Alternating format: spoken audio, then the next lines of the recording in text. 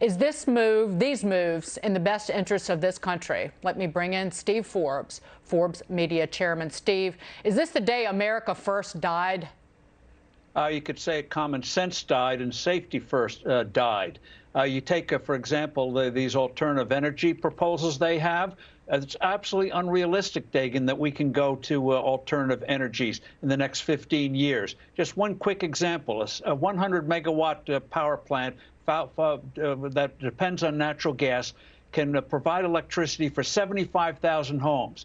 An equivalent field of wind turbines would require 10 square miles, not the 10 square miles, 50,000 tons of concrete, 30,000 tons of iron ore, and 900 tons of non-recyclable plastics for those blades. You'd need thousands of those farms, and that doesn't even get to the problem of storage. So with current technology, it's utterly unrealistic. It'll put enormous costs on the U.S. economy, damage our future. And by the way, the Paris Accords still give a blank check to China and India and other countries till 2030 or 2035. So it's absolutely dumb. And on Iran, what are we? They're the biggest terrorists in the world. Why are we going to bring them, give them money again, remove those crippling sanctions, and enable them to do or try to dominate the oil-rich Middle East and spread terror around the world like never before? Makes no sense. This is currying favor, or trying to, with nations that hate us, that really would be happy if America, the United States, was wiped off the map, Steve. And I want to bring up a couple things.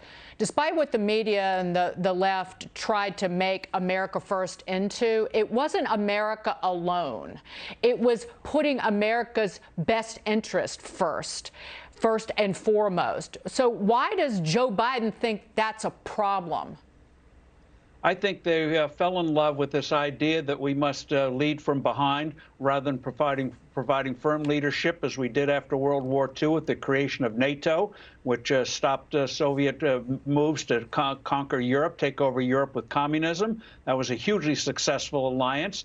In those days, we led. We were out front. We provided the policy. We brought our allies along. So, yes, we want to bring our allies along, but that takes firm U.S. leadership, not the namby-pamby stuff of just twiddling our thumbs and hoping something will happen while we sip the tea. It just doesn't work. And you see it with Iran. You see it with climate change. You see it with the Nord Stream pipeline, which Germany is in favor of, which would make Europe more dependent on Russian natural gas instead of U.S. natural gas.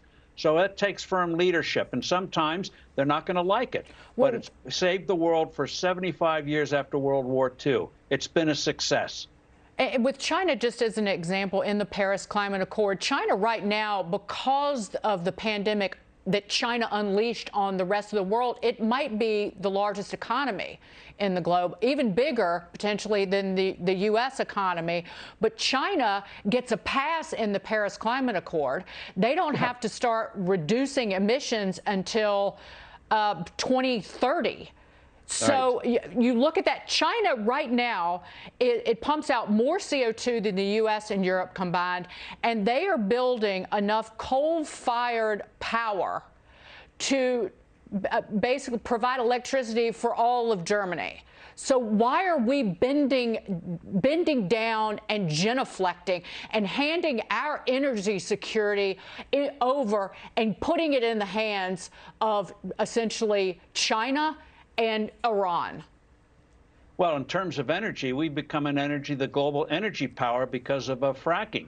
Enormous advance in the last 20 years, what this administration now wants to reverse. And you're right about China. They're building, literally, China and other countries are building in the next few years, under the Paris Accords, thousands of coal-fired power plants, which is not good for emissions. And so I don't know why they feel they have to do this. It's absolutely unnecessary. And we have the technology. We have a clean fuel. It's called natural gas, which is why the emissions in the U.S. have gone down in the last 10 years as we relied more and more on natural gas. And if you want research for the future, molten salt technology or fusion technology in the nuclear area, those are the areas we should be going in. Right now, 9 presidents talked about energy independence for the United States, and we achieved it under President Trump. And right now, so you're going to join the Paris Climate Accord, kill the Keystone Pipeline, and then ban drilling and production of oil and natural gas on federal land. So what are you doing? By reducing our energy security, you're reducing our national security. You're handing power to Iran, a terrorist organization that has used American money essentially to attack U.S. troops.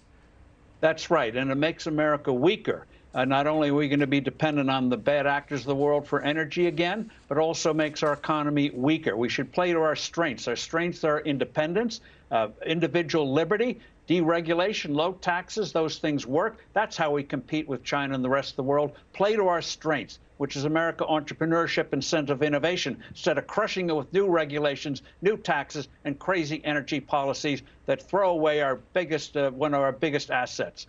Very strange. Well, it's very liberal, Steve. Sad to say. Steve, thank you so much.